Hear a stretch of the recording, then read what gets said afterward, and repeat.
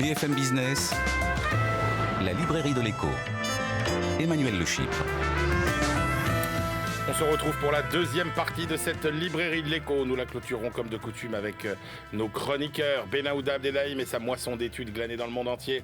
Alexandra Paget qui reviendra sur un grand événement historique. Et puis on retrouve tout de suite évidemment nos critiques. À ma gauche, Christian Chavagneux, éditorialiste à alternativeéconomique.fr, critique aussi des livres dans Alter Echo. Et puis à ma droite, Julien Damon qui enseigne à Sciences Po, à HEC et qui lui contribue régulièrement aux chroniques livres de nos confrères des Échos. Allez, on commence avec le choix de Christian Chavagneux, le nouveau livre de Angus Deaton, ça s'appelle Economics in America. Oui, alors c'est pas encore traduit en français, donc le livre vient de sortir chez Princeton University Press. Le livre vient de sortir aux États-Unis. On connaît Angus Deaton, c'est célèbre économiste américain d'origine britannique qui a sorti le fameux livre sur les Death by Despair, qui montre que si vous n'avez pas au moins 4 ans d'études aux États-Unis, vous êtes marginalisé du marché du travail et que la Big Pharma arrive avec ses opioïdes et vous tue, et ça se voit même dans la démographie américaine, tous ces morts de désespoir. Donc il y revient un petit peu, mais c'est un livre patchwork où il parle de plein de sujets à la fois. Il livre ses réflexions sur quelques grands sujets économiques. Il démarre en disant, moi, quand je suis arrivé du Royaume-Uni, il est écossais d'origine, pour arriver aux États-Unis, j'ai été frappé par une ambivalence totale. C'est que d'un côté, ils ont les plus grandes facs du monde, et de l'autre côté, il y a le plus grand anti-intellectualisme que j'ai jamais connu ailleurs dans d'autres pays. Donc il y a plein de sujets comme ça, mais j'en prends deux ou trois. L'aide au développement. Il nous dit, moi je fais partie des gens qui pensent qu'il faut aider les plus pauvres des pays pauvres, mais il faut aussi aider les plus pauvres des pays riches, les nôtres. Aux États-Unis, il y a des poches d'extrême pauvreté, et à un moment donné, il dit, si on ne veut pas se retrouver au bout d'une pique des fourches, de l'équivalent des gilets jaunes américains, il faut aussi qu'on aide nos pauvres à nous, parce que simplement distribuer de l'aide aux pays pauvres, c'est contourner l'État et contourner la possibilité d'avoir un État développeur, c'est-à-dire qui ait la confiance de ses citoyens pour pouvoir lever l'impôt, pour pouvoir se développer. Depuis la Deuxième Guerre mondiale, il y a des débats sur l'aide, mais c'est la première fois que je vois un économiste américain dire aussi clairement, il faut d'abord qu'on s'occupe de nos pauvres et après on s'occupera de l'aide au développement. Stiglitz ne disait pas un peu aussi c'était pas si clair que ça. C'était attention, l'aide au développement est mal faite, donc il faut qu'on la fasse autrement. Il y a plusieurs contributions sur les inégalités. Deaton dit les inégalités, c'est pas entre les riches et les pauvres, c'est entre les riches et les autres. En fait, il y a une oligarchie qui concentre l'ensemble de la puissance. Il emploie même le mot de prédation sur l'ensemble de l'économie, sur l'ensemble des revenus des autres. Et il dit ça, c'est vraiment terrible pour les États-Unis. Et puis il y a toute une partie, c'est les derniers articles, je me demande ce que Julien en a pensé sur le métier d'économiste. C'est intéressant pour quelqu'un qui a eu le prix de la Banque de Suède, qui est un économiste reconnu partout dans le monde, et il nous dit ce que tous les économistes français que je connais qui ont été aux États-Unis disent, un séminaire de recherche aux États-Unis, il faut avoir l'estomac bien accroché. C'est d'une violence extrême. C'est très poussé. C'est très sexiste en plus.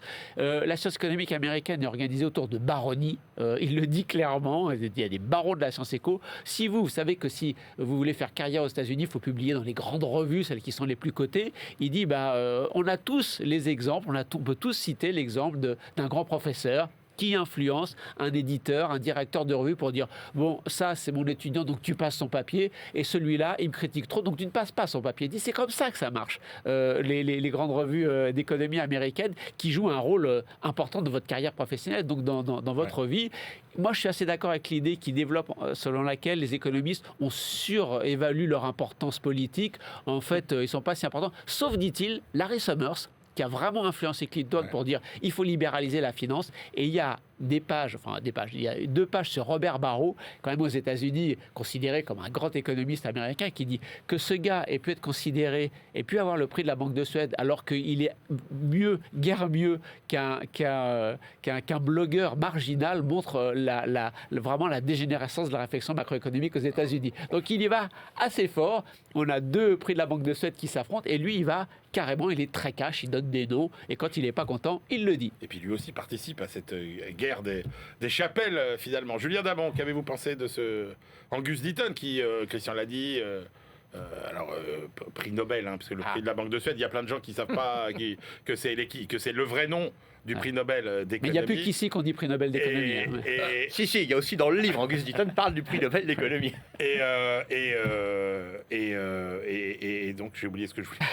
Vous me demandiez ce que j'en pensais. Non, parce que Christian, et tout ça, mais il faut rappeler que c'est aussi un vieux monsieur aujourd'hui. Oui, en tout cas, c'est un titulaire du prix en 2015.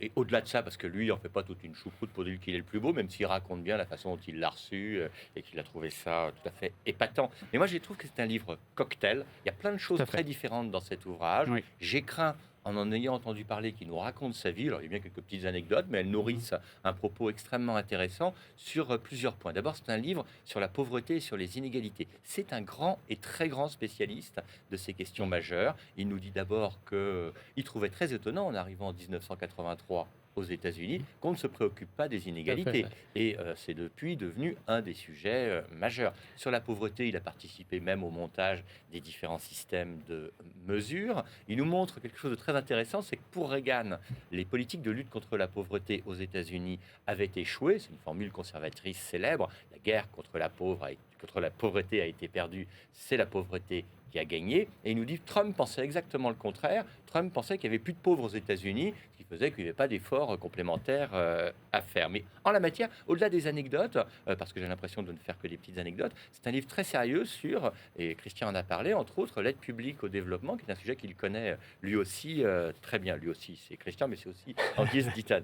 Si c'est un livre sur la pauvreté et les inégalités, c'est aussi un livre sur la protection sociale, sur l'assurance maladie, le système de santé qu'il a déjà puissamment critiqué. Si on doit sortir une idée, il nous dit, alors j'avais pas repéré dans le précédent ouvrage, mais il nous dit, il y a 6 lobbyistes du système de santé pour chaque parlementaire aux États-Unis, ce qui donne une idée de la puissance de ce dossier, là où la santé, c'est près d'un cinquième du PIB aux États-Unis. C'est aussi un livre sur la protection sociale et sur les pensions de retraite. Mais plus important, c'est un livre sur les États-Unis et sur les économistes aux États-Unis, avec un point que Christian a certainement noté, mais comme il ne nous l'a pas dit, je vous le redis, c'est dans le sous-titre de l'ouvrage, c'est que de plus en plus, les économistes aux États-Unis, les grands économistes aux États-Unis, sont des immigrés, comme lui d'ailleurs. Il est écossais. Sur les économistes aux États-Unis, donc, il nous décrit très bien la vie des conférences, la vie des revues à comité de lecture, la carrière dans les universités, et il souligne combien leur pouvoir est trop important aujourd'hui. On leur donne trop de crédit. C'est ça, à mon avis, ce qui peut résumer sa thème. Parce que c'est un livre sur la profession d'économiste, finalement, et il termine, notre ami Deaton, en disant que les économistes devraient faire davantage de philosophie et moins s'intéresser uniquement à l'argent. Eh ben, vous nous avez sacrément donné envie de lire ce livre d'Angus Deaton avec ce nœud papillon qui trône sous la couverture. C'est un peu sa marque de fabrique, le nœud papillon. Allez, on passe à votre choix, Julien Damon, un ouvrage collectif sous la direction de Servan Mouton. Ça s'appelle Humanité et numérique, les liaisons dangereuses, aux éditions Apogée. On quitte l'économie. On passe à la critique de l'omniprésence du numérique dans nos sociétés par 25 experts qui sont d'abord des médecins réunis par une neurologue, Servan Mouton, et ils prennent la plume pour nous alerter sur le numérique en s'appuyant sur la recherche académique en la matière. Donc, c'est un petit ouvrage fait d'une trentaine de textes avec, je ne sais plus, j'ai plus le compte exact, mais 400 notes de bas de page qui font très sérieuses. Mais pour ne pas le critiquer ou le moquer quand je dis ça, c'est un ouvrage qui avance des choses terrible sur le numérique qui nous entoure. Alors, il y a les parties obligées sur le turbocapitalisme prédateur en la matière. Il y a quelques propos bien fouillés sur le fait que par extraire des métaux rares, par faire fonctionner des call centers, des data centers à profusion, eh bien, on a un impact terrible sur l'environnement. Mais le propos essentiel de l'ouvrage n'est pas là, je trouve. C'est d'abord des médecins, et ce qu'ils mettent en avant, c'est l'impact que cela a sur notre quotidien, sur nos enfants, avec l'obstruction de l'attention, il parle de rapt de l'attention, avec la distraction et l'hébétude généralisée, avec les addictions aux écrans et à leur contenu. Il y a même, parmi les 1000 choses qu'on peut picorer dans cet ouvrage, quelque chose que je ne connaissais pas, qu'il baptise la nomophobia. Nomophobia, oui. C'est presque quelque chose de libéral, on n'aime pas les normes. C'est le stress d'être séparé de son smartphone. On sent quelqu'un qui a consulté. Mais en effet, c'est ça. C'est le no mobile phobia. La no mobile phobia. Et en fait, on l'a tous vécu, chacun à notre niveau. Moi, je le vois parce que dans les cours que je peux réaliser, j'ai une spécificité. Les étudiants, même pour ça, j'imagine, ils m'adorent, parce que je leur interdis totalement d'avoir leurs ordinateurs et leurs téléphones portables. Et je les vois parfois trémulants sortir pour pouvoir immédiatement se jeter sur leur téléphone. Et je dirais que si j'étais dans la même contrainte qu'eux, je ferais la même chose. Dernière chose, dans cet ouvrage, il y a aussi des leçons pour nous. Leçon pour nous, c'est de ne pas dormir avec notre téléphone portable, enfin, notre mobile phone dans notre chambre. Je sais pas ce que vous faites tous les deux. Oui, mais c'est devenu le réveil de tout le monde. Oui, c'est mon problème. À chaque fois, je dis ça portable. aussi. Je dis ça à mes enfants. Et deuxième chose, plus terrible encore, c'est que si on veut que les enfants gèrent bien leurs relations numériques, il faut que les parents soient exemplaires. Je répète, il faut que les parents, plutôt nous soyons exemplaires. Je dors sans mon téléphone portable. Et je suis exemplaire, va-t-il dire. J'y arrive très bien. Non, c'est un livre, effectivement, dans le docteur Servat-Mouton, dans la dernière contribution, nous dit vraiment quel est l'objectif du livre, c'est-à-dire c'est dénoncer les illusions des bienfaits supposés du numérique. Oui, il y a des bienfaits, ça peut nous servir, hein, disent les contributeurs, mais attention, on sous-estime qu'il y a beaucoup de choses négatives qui sont associées au développement du numérique, et le livre veut mettre l'accent là-dessus. La moitié du livre porte en fait sur des contributions de médecins. Donc moi, je suis incapable de juger si les arguments qui sont mis en avant sont de qualité ou pas. On pense que l'économie, c'est très technique, mais alors là aussi, il y a beaucoup de jargon, même s'il y a un glossaire qui permet de s'y repérer à chaque fois. Et en même temps, donc moi, je ne suis pas compétent pour juger de la qualité des propos qui sont avancés. En même temps, on retrouve des choses qu'on connaît à peu près. Le numérique et les écrans, ça pousse à la sédentarité, ça perturbe le sommeil. Qu'on soit un bébé un peu plus grand, qu'on soit après un ado, un adulte, ça a des effets neurologiques qui sont plutôt négatif. Attention, il ne faut pas en faire trop de ce point de vue-là de l'utilisation. Il y a une deuxième partie qui est sur l'impact du numérique sur l'environnement. S'il y a juste deux chiffres à retenir, c'est que c'est 4% des émissions de gaz à effet de serre et ça croît de 6% par an. Ouais. On oublie souvent que ça consomme beaucoup d'eau. Oui, ça consomme des métaux, mais ça consomme beaucoup d'eau, nous dit l'un des... c'est Guillaume Pitron, d'ailleurs, que vous connaissez bien, que vous invitez souvent, Emmanuel. Et puis, il y a tout ce qui est les radiofréquences qui sont liées à nos téléphones portables. Alors là, il y a plusieurs papiers pour nous dire attention, on sous-estime énormément les cancers qui peuvent être générés par ces radiofréquences qui sont liées au téléphone mobile. Et puis la fin du livre, c'est sur les aspects sociétaux, négatifs aussi, sur l'éducation. J'ai cru que Julien en parlerait, sur les données de santé, etc. Donc on a tout est résumé par l'avant-dernière contribution où le contributeur nous dit, vous savez, on est comme la grenouille qu'on a mis dans l'eau tiède et on remonte tout doucement la température au moment où il faudrait sortir parce qu'on va être ébouillanté. C'est trop tard, on est ébouillanté. Il dit, on est dans notre bain numérique et la température monte tout doucement et on va tous finir ébouillantés. Merci beaucoup à tous les deux. Allez, c'est l'heure de retrouver notre bibliothécaire Alexandra Paget. C'était en 1973, le choc pétrolier. BFM Business, la librairie de l'écho. Les livres d'hier et de demain. Bonjour Alexandra. Bonjour Emmanuel. Alexandra Paget, journaliste à la rédaction de BFM Business. En quelle année avez-vous choisi d'arrêter notre machine à voyager dans le temps, Alexandra ? 1973, Emmanuel. Ce sont les 50 ans du premier choc pétrolier, donc de 1973. Et on va s'intéresser aujourd'hui à La face cachée du pétrole, publié en 2007. Un livre qui nous dévoile une version contestée, mais qu'il faut connaître, de cette crise de la fin du XXe siècle qui aura beaucoup de répliques. Alors, on parle de versions contestées dans un livre qui est écrit par un auteur qui est lui-même un peu sulfureux. Alors, Éric Laurent. Ouais. Donc oui, il faut le dire. Oui, il faut le lire, bien sûr. Mais parce que sa thèse est intéressante. Alors, et qu'il n'est pas la seule à la partager et qu'il faut effectivement la connaître. Alors, c'est pour ça qu'on en parle aujourd'hui. En revanche, évidemment, les précautions d'usage. Ouais. Il est effectivement très sulfureux, cet auteur-là. Alors, il y a les grands reporters au Figaro Magazine dans les années 80, spécialisé en géopolitique. Il est notamment l'auteur de portraits de grandes personnalités internationales, dont... Et c'est la fameuse affaire Hassan II qu'il est soupçonné d'avoir fait chanter en échangeant la non-publication d'un livre de révélation sur son régime contre de l'argent. Mais en ce qui nous concerne et sur ce livre... ce qui nous intéresse, c'est que c'est quand même un spécialiste des marchés pétroliers. Et donc, quelle est la thèse qu'il défend sur le choc pétrolier ? Alors, lui, il dit, ce choc pétrolier, c'est le fruit d'une entente entre les pays de l'OPEP et les grandes compagnies pétrolières. Je vous explique que les États-Unis auraient pu, il explique en fait, que les États-Unis auraient pu en réalité limiter les pouvoirs de l'OPEP, mais qu'ils ne l'ont pas fait. Pourquoi ? Parce qu'ils ont eux-mêmes soutenu leurs compagnies pétrolières et avec elles la flambée des prix du pétrole pour maintenir leur hégémonie mondiale.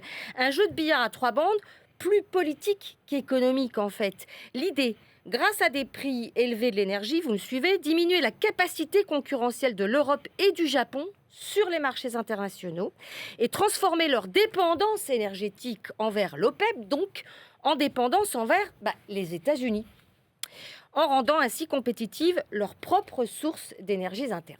D'accord, le raisonnement se tient. Et la morale de cette histoire, vous deviez me dire. Oui. Alors la morale de cette histoire, Emmanuel, c'est, et je vous cite Éric Laurent, le pétrole, c'est comme une petite amie.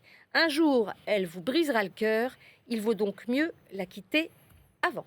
Oui, c'est ce que tous nos pays essayent de faire et on voit à quel point c'est difficile. Merci beaucoup Alexandra Paget et c'est l'heure de retrouver notre globe-trotter et sa moisson d'études glanées dans le monde entier, Benahouda Abdelhaim.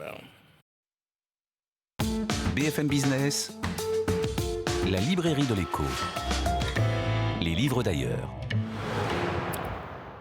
Cher Benahouda, on commence avec cette question cruciale.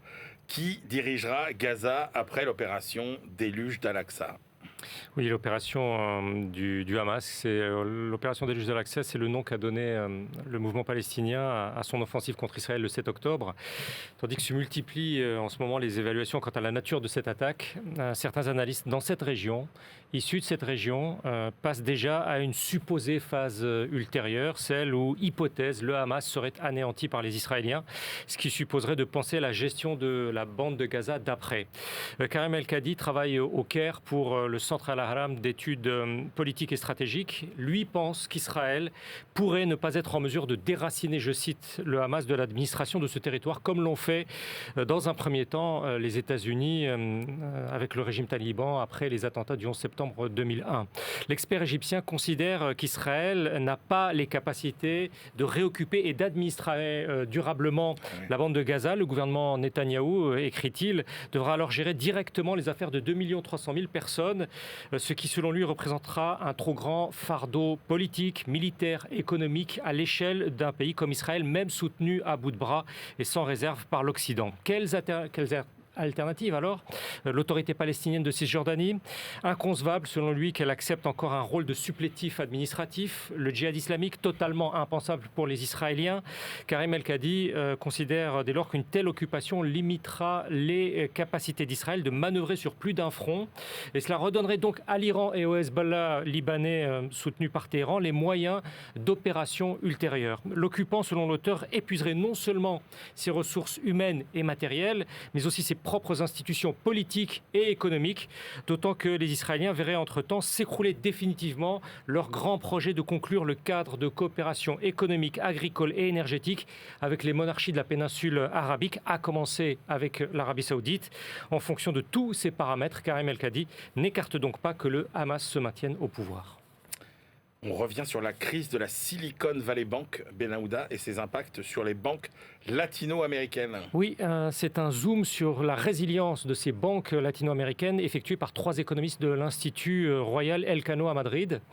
L'effondrement de cette banque, qui fut la référence, rappelons-le, californienne du financement des startups, s'est produit en mars dernier. Il a beaucoup été question des turbulences financières internationales que cela a déclenché, mais d'abord aux États-Unis, en frôlant le pire même.